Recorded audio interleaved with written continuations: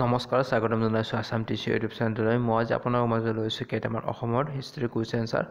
সকলোৱে ভালদৰে শুনি যাব আৰু যদি মোৰ চেনেলটো নতুন হয় চেনেলটো ছাবস্ক্ৰাইব কৰি ৰাখিব যাতে আগলৈ এনেকুৱা ধৰণৰ ভিডিঅ' পাই থাকে।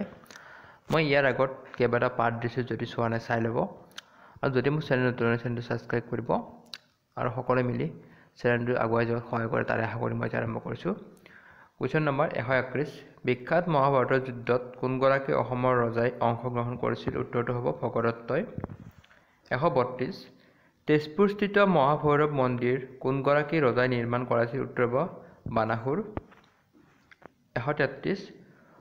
অসমৰ চলচ্চিত্ৰ ইতিহাসৰ প্ৰথমখন চলচ্চিত্ৰৰ নাম কি? উত্তৰ হ'ব জয়মতী। 134। বৰ্মন ৰাজবংশৰ প্ৰথমগৰাকী ৰজা কোন আছিল? উত্তৰ হ'ব পুষ্য বৰ্মন।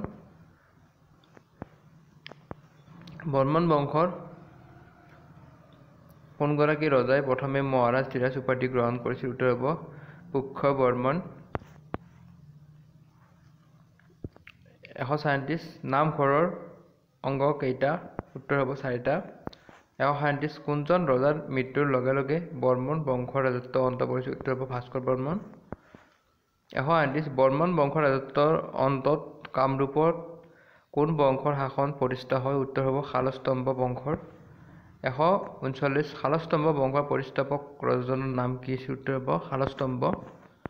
140। শালস্তম্ভ বংশৰ ৰাজত্বৰ অন্তত কামৰূপৰ শাসনভাৰ কাৰ হাতলৈ যায়? উত্তৰ হ'ব পাল বংশ।